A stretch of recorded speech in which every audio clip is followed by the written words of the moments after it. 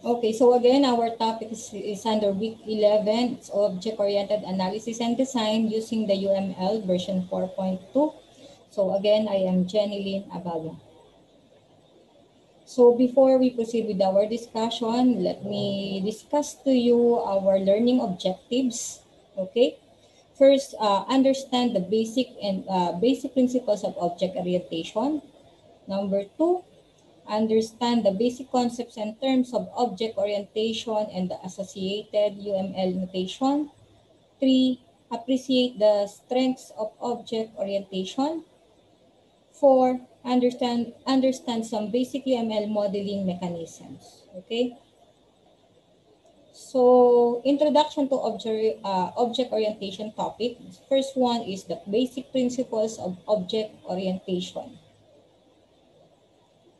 So orientation composes of abstraction, encapsulation, modularity, and hierarchy.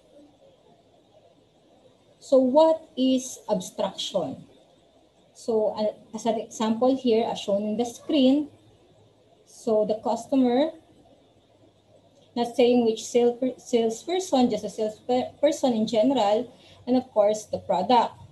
So abstraction manages complexity. Example, okay, for example, for you to able to understand the abstraction. Okay, in the real world, example, I wake up in the morning. I want to drink a coffee. I'm going to go to my to the kitchen, and then I'm going to uh, get my coffee in the machine. So that is abstraction.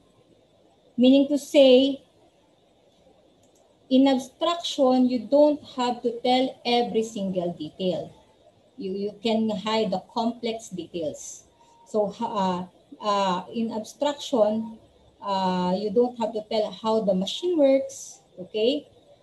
Or what is the temperature of the water enable for you to make the coffee, okay?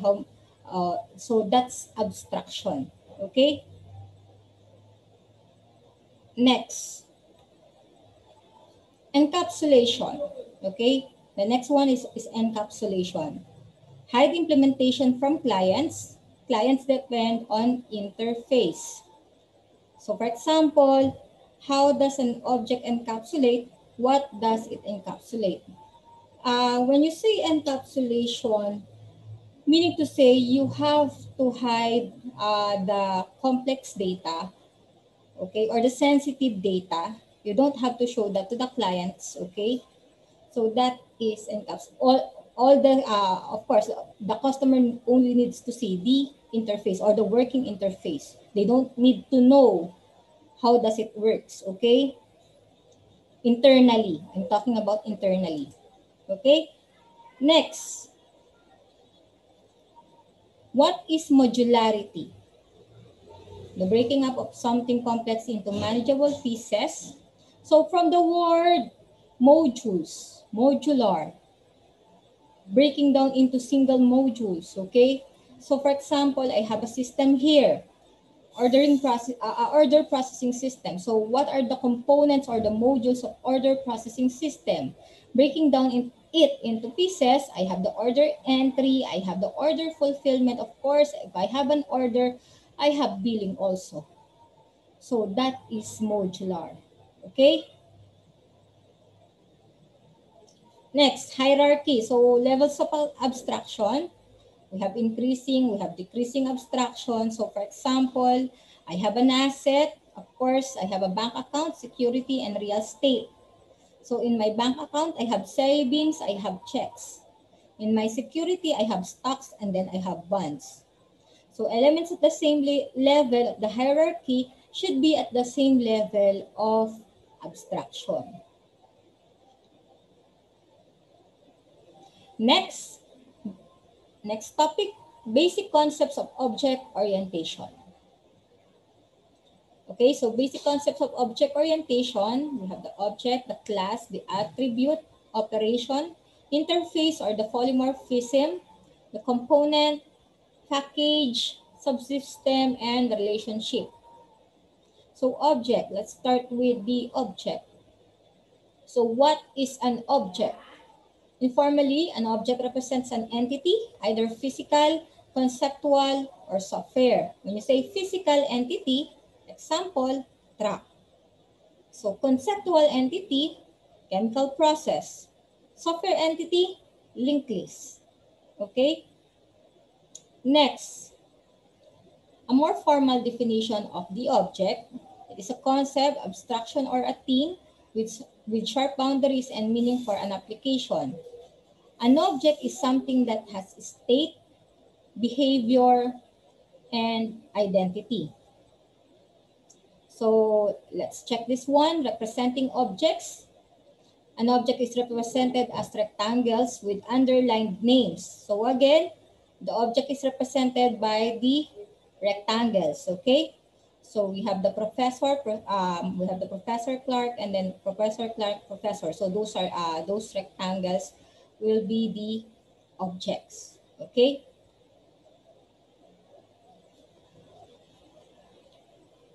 Next, class.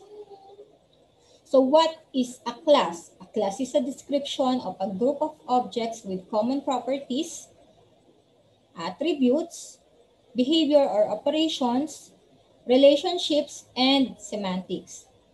An object is an instance of a class. A class is an abstraction in that it emphasizes relevant characteristics, suppresses other characteristics. So example, okay, sample class. Sample class is your course, okay? Properties, name, location, days offered, credit hours, start time, and time. So those are the properties. Next, behavior. The student, delete, get course, roster, determine if it is full. So meaning to say, the actions, the events, okay? That would be your behavior. So how to represent classes? A class is represented using a compartmented rectangle. So meaning to say, we still use the rectangle. The only difference is what? We have a divider, as shown in the screen from the professor. Okay?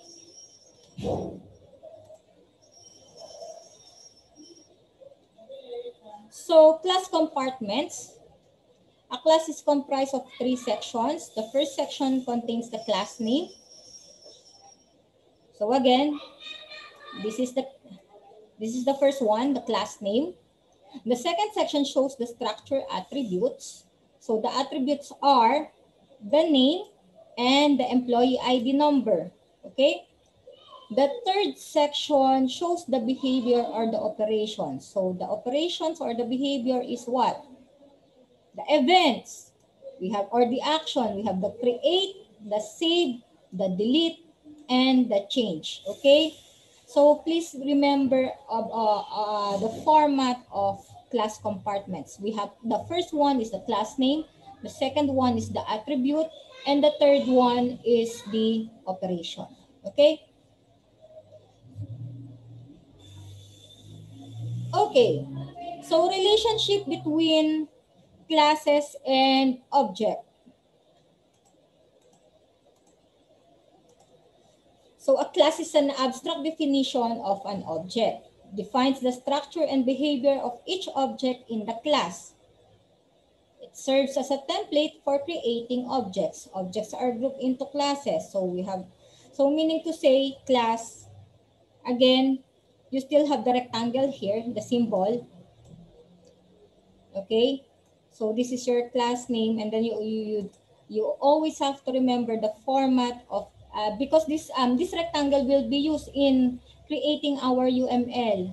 So you have to remember which is with where are you going to put the class name, the properties, okay? Don't forget about that. Okay, next. The attribute. Okay, so for the attribute, for the class attribute, what is an attribute? For example, course offering. You can put the number, start time, end time. So our object course offering, we have the attribute value. Number is equals to 101. Start time is 9 o'clock. End time is 11 o'clock. Okay? So that's how you're going to put the attribute inside that rectangle. It's just an example on how you're going to write in a UML. Okay? Next, operation.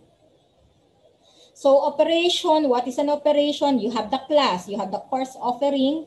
So the operation is your action or your event, which is the add, the delete, okay? Get the start time, get the end time. Save, that can be included also. Okay, next slide, moving to the next slide. Interface, polymorphism. So what is polymorphism? The ability to hide many different implementations behind a single interface. So manufacturer A, manufacturer B, manufacturer C. So OO principle encapsulation. Just I think the best example here is you're using your mobile phones, your device. You don't have to know every single detail. How does the mobile phone works? You can only see the external. Of course, the user interface, how does it functions from the OS or the operating system of the mobile phone, from its applications, how it was installed, okay, the machine, the chips inside the phone, okay.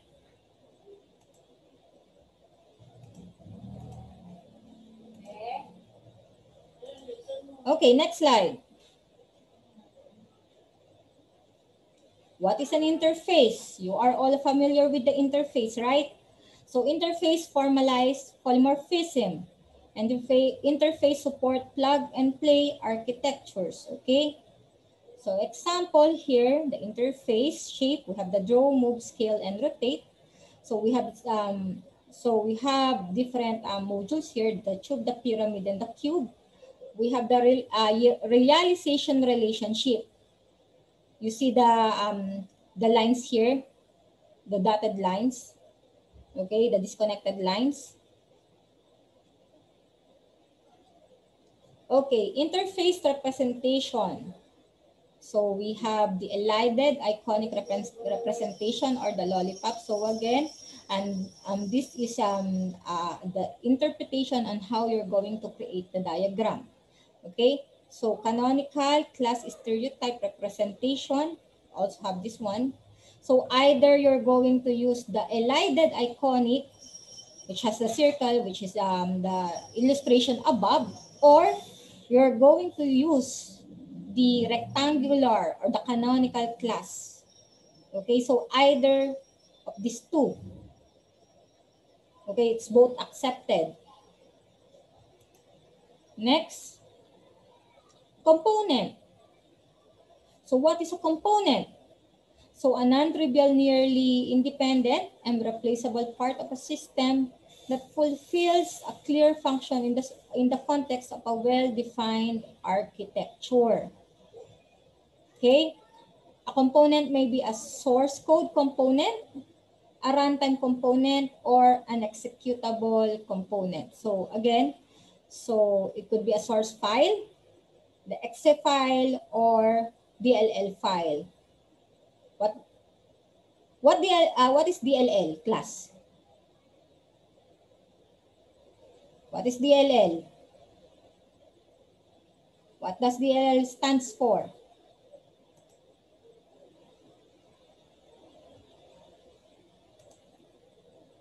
Any idea? So again, class, for the component, we have three. We have the source file, we have the exe, and we have the Yes, it's the dynamic link library. Very good. Okay, so it can be these three, either of the three, okay? Okay, next slide. So package. What is a package? A package is a general purpose mechanism for organizing elements into groups. Like for example,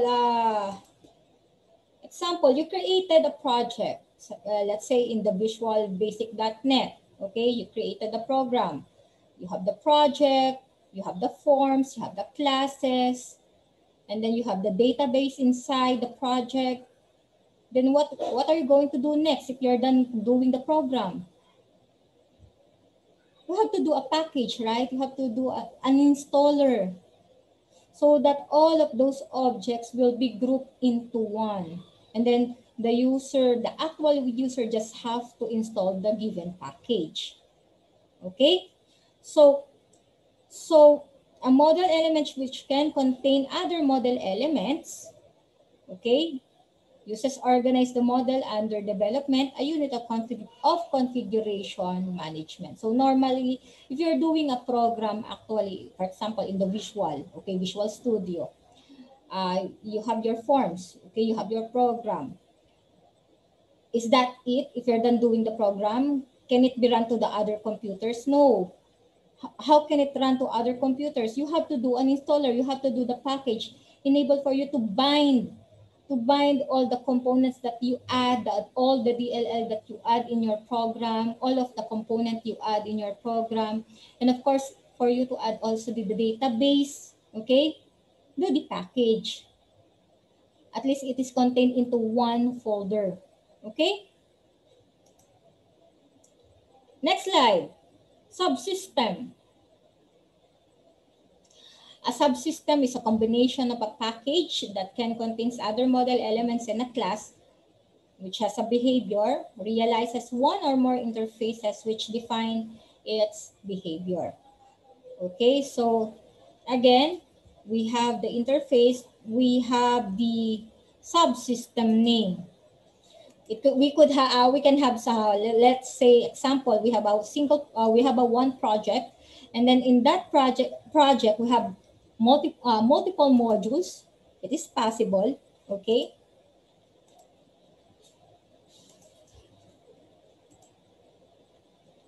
Okay, moving to the next slide. So subsystem and components. Components are the physical realization of an abstraction in the design. Subsystems can be used to represent the component in the design model, implementation model. So again, we have the illustration here inside, in the screen, shown in the screen. Relationship: association, aggregation, composition, dependency, generalization, realization. So class, I'm going to demonstrate on how to create a UML diagram later on after this discussion. Okay? So here's an example of relationship association. Okay?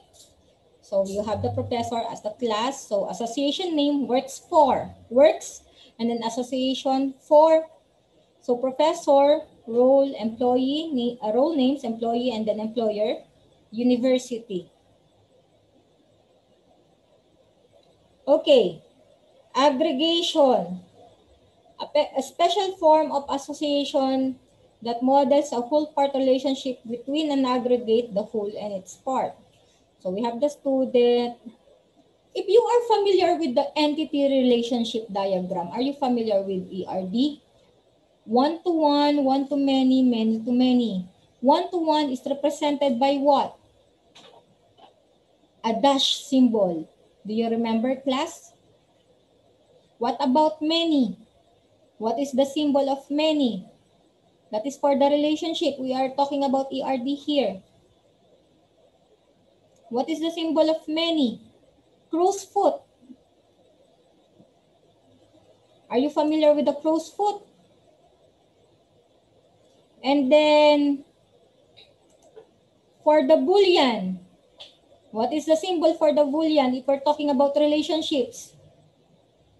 What is the symbol for Boolean?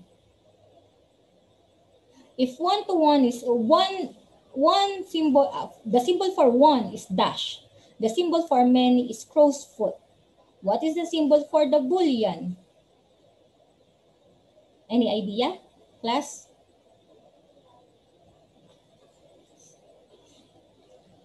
What's the symbol for Boolean? It's circle.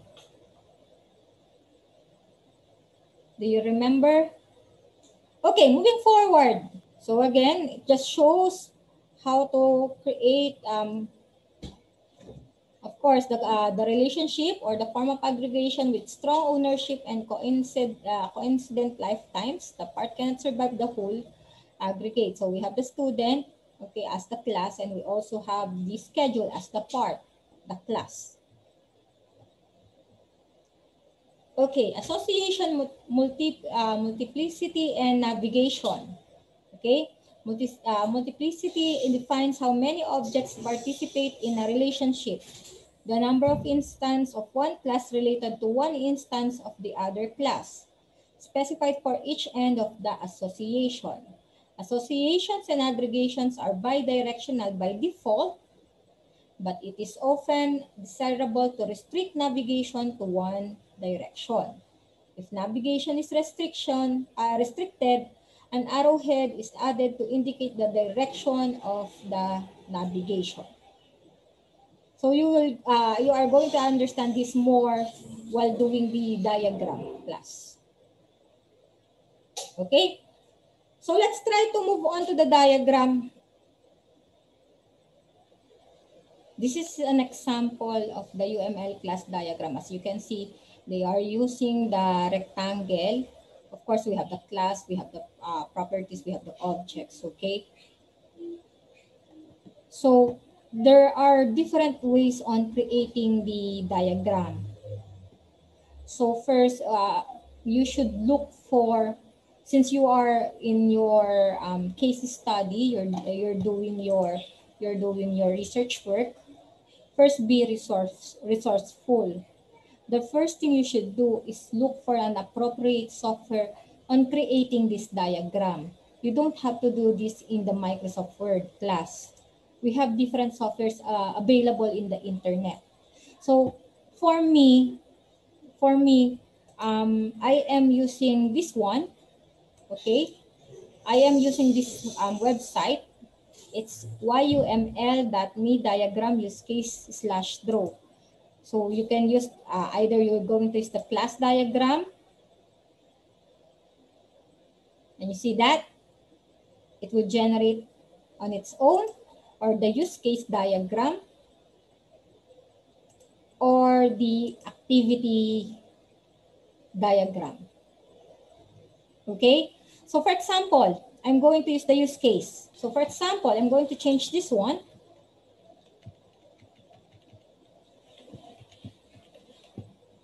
You're just going to follow the symbols.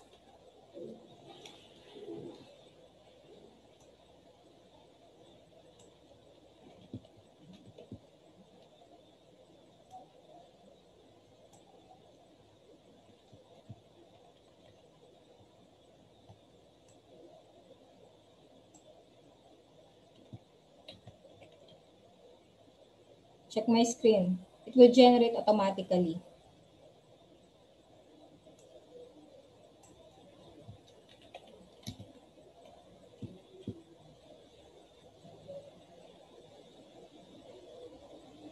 Okay.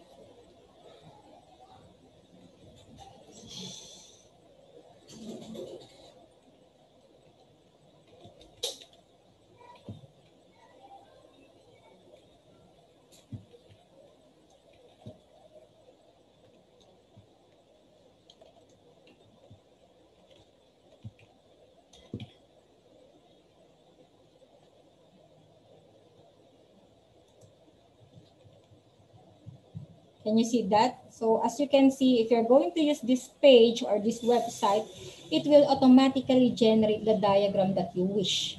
You don't have to do it manually. Okay? Just follow the symbols, class. Okay, so for the, of course, for the bracket, it's entities. Okay? Of course, the words inside the parentheses, it will be your modules. Okay? So you can select if you're going to do the use case, the activity, and the class diagram. It's the same manner. You just have to edit it here. Okay? I can change it and I can add more. So I hope that you can use this one in doing your diagrams if you're doing your research. Okay? Aside from this one, you can use this also if you are familiar with this, the app.creative.com. If you want to create your flowchart, okay, you can do it here. Instead of doing it in the Word or Visio, it's online available. We also have the diagrameditor.com, okay? And then we also have the flowchart maker. Let me share a finished product.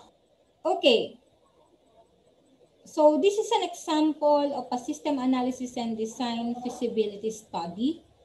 So we have the chapters 1 to 5. Chapter 1 is the introduction and its background. So for those who are going to create a case study or a research study, I'm going to discuss the parts of the document and what should be inside this document. Now, if you're going to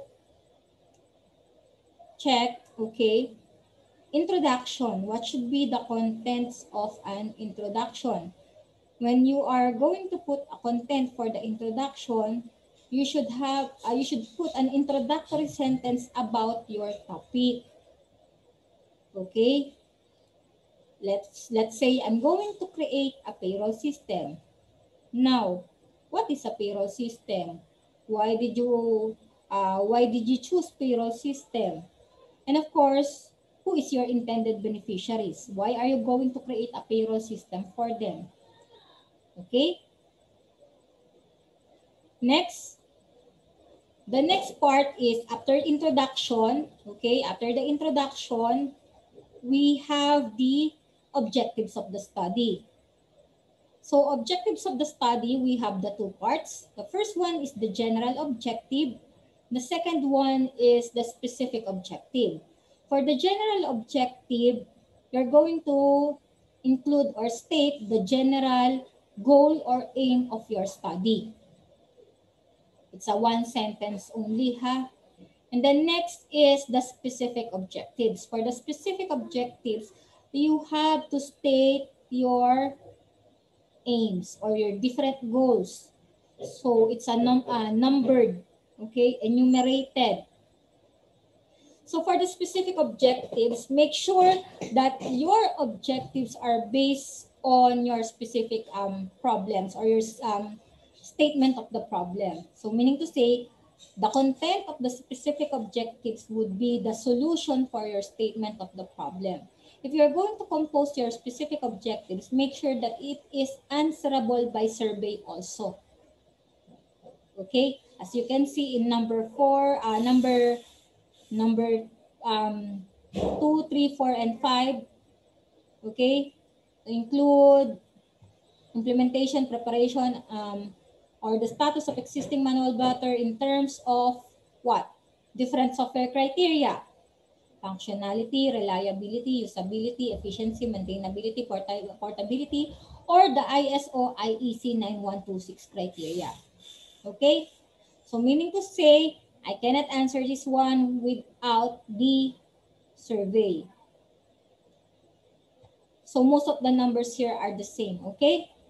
So statement of the problem. Okay, you have to put it here. When you see statement of the problem, it does not mean that it should be in question format. It could be in a statement or description. This is possible. Okay. Next is the conceptual framework. What is the content of this conceptual framework? The content of the conceptual framework is, of course, the IPO. This is an old format. You can modify this one into a newer version. Okay. You can use the images, okay, instead of this one. So again, the content of the conceptual framework is the IPO or the input, process, output, or the research paradigm.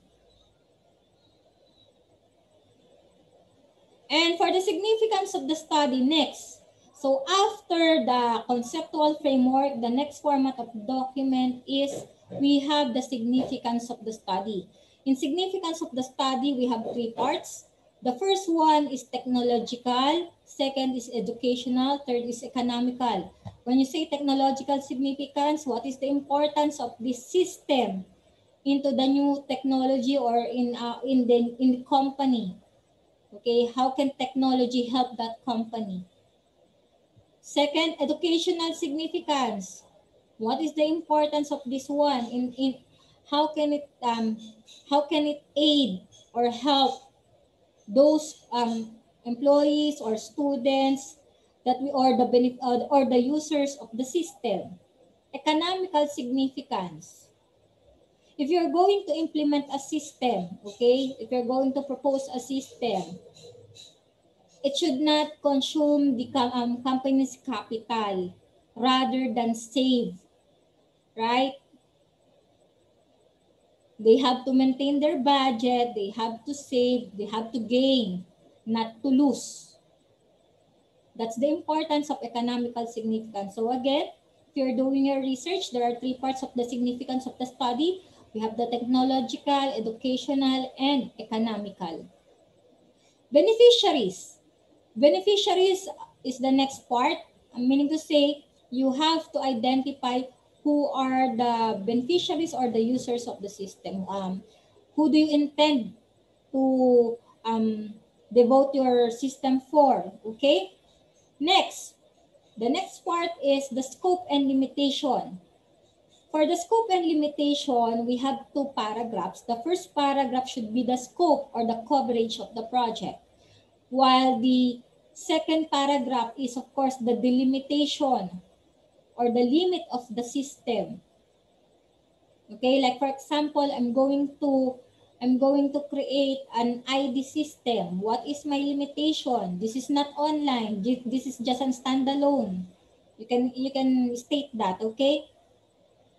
So next is the chapter 2. For the chapter 2, we have the review of related studies and literature. So first, I will state the related literature. What is a literature?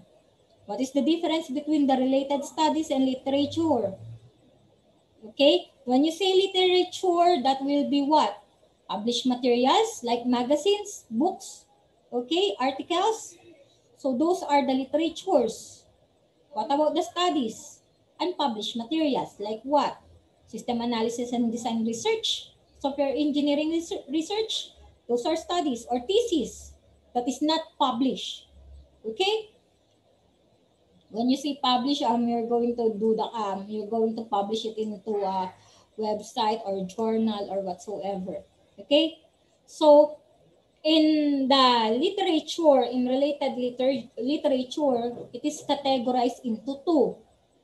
We have the local literature and we have the foreign literature. For the local, of course, from our country. Foreign literature in other country. So this is sorted from latest year to previous year. Okay, from latest, meaning to say, if you have a literature 2018, 2019, 2020, what will be the first one? 2020. Next is 2019. Next is 2018. That's how you're going to sort the given literature. Okay? So, class, remember that the first paragraph for the literature is the overview of the literature or the summary, wherein you're going to put the title, you're going to put the month and the year. You don't have to include the day. So month and year is enough. And of course, you have to include the author and then discuss the summary. If there are some quotations inside the literature or the study, please remove that. Okay, you have to paraphrase or rephrase. You cannot copy from the internet. Okay? And then after that, give a comparison. Or for the literature, For the literature, discuss what is the importance of the literature, or what idea did it give you, or what contribution. Okay? So at least you can give at least three local, three foreign. Okay, that's the minimum number. So again, foreign is for another country, okay, except Philippines. So for the related studies, it's the same. We have two categories. We have the local studies and the foreign studies. Local studies contains of course, the unpublished, local and foreign contains the unpublished materials like the thesis, unpublished thesis, uh, case studies, feasibility studies. You can include it here, okay? But please do remember that if you're going to include some literature and some study, it should be until 5 years only, the validity of the research, okay? So meaning to say, today is 2020, you can only include studies or literatures from 2015 and above. Okay?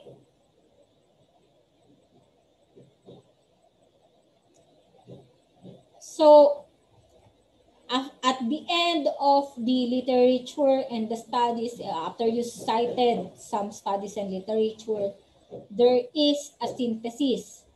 The synthesis is just the summary of um, how did the studies and literature help your study, your current study? Okay. Did it help you to formulate your own study? Okay. Did you see the strengths and weakness of the previous study? So make sure that if you're going to include some studies and literature, make sure that it is related to your current topic or study. Okay, that's all for chapter 2. We also have the chapter 3, which contains the methodology. The methodology contains the research design, diagrams, okay, respondents, data gathering instruments, and statistical treatment of data. For the research design, we're going to discuss if you use the descriptive, historical, or experimental. But mostly in your case, we always use the descriptive research. Okay? Next is you're going to what? You're going to include diagram. It will vary. Class, it will vary what kind of diagram you're going to use. If you're going to create a system, let's say you're going to create a land-based standalone, you can use the DFD or the data flow diagram as shown in the screen. But if you are to create a web-based or an online system, it is better for you to use the use case diagram or the UML diagram. Okay? That would be much better for you if you're going to create a web or online. So this is an example of a diagram of the DFD. Okay? So we have the existing and the proposed. Let me skip this part. So aside from that, I think this is our first discussion last week. Aside from that, you have to determine what method are you going to use in your study. Are you going to use the waterfall, the agile, okay, or the prototyping? So you have to decide which one will suit your study, because this one it's more on a method, or this is the one that you're going to follow if you're going to conduct a study or a research. Okay? So decide, what are you going to use? What methodology are you going to use? And include it in the study, and why did you choose this method? Respondents of the study. So of course, you have to discuss who are your respondents. So since we are on lockdown, you cannot conduct the physical survey. You can do Google Forms, online forms for the survey. Don't forget about that. So data collection. How did you collect your data? Through questionnaire? Okay. Research instrument. Do not forget, what tool did you use in creating your questionnaire or your survey? Mostly, we are using the ISO IEC 9126. What is that? This is the software quality assurance. Okay? So the functionality, reliability, usability, efficiency, maintainability, and portability. So this is the standard reference for software quality check. Okay? So we also use the Likert scale. You still remember, class? We have the Likert scale. We have the range, the interpretation, and the rank. Sometimes the interpretation changes. It can be strongly agree, if you can remember, undecided, disagree, strongly disagree, or kaya, or any other interpretation. It's okay as long as the range is fixed. And we have the rank 1, 2, 3, 4, 5. We have the range here. Statistical treatment of data. Okay, you're going to use the Slovin's formula. If your population is what? 30 and above. Okay? So, aside from this, we have the chapter 4, presentation and analysis and interpretation of data. From here, as you can see, I'm going to, the table shows the criteria or the software criteria from ISO IEC 9126, which is functionality. Now, the ABC here are the questions from the survey. And these are the results of the survey. And this is their interpretation. And of course, the overall mean.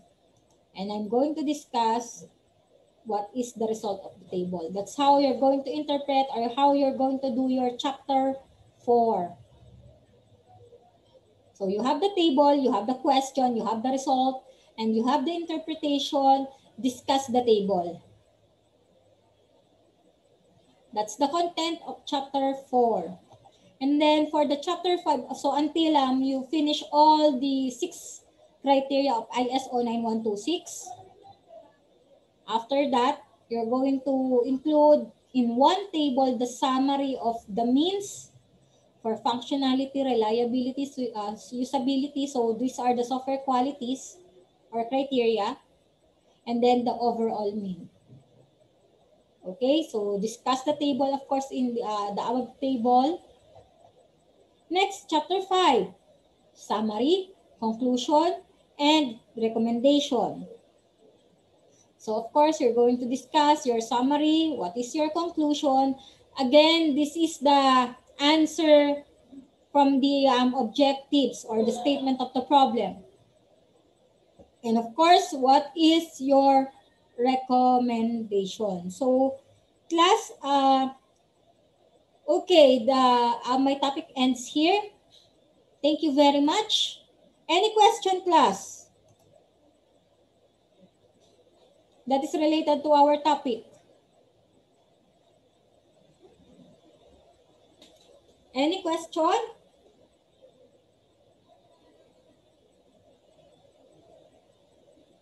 Okay, none so far. So I think thank you very much, class, and then have a good day.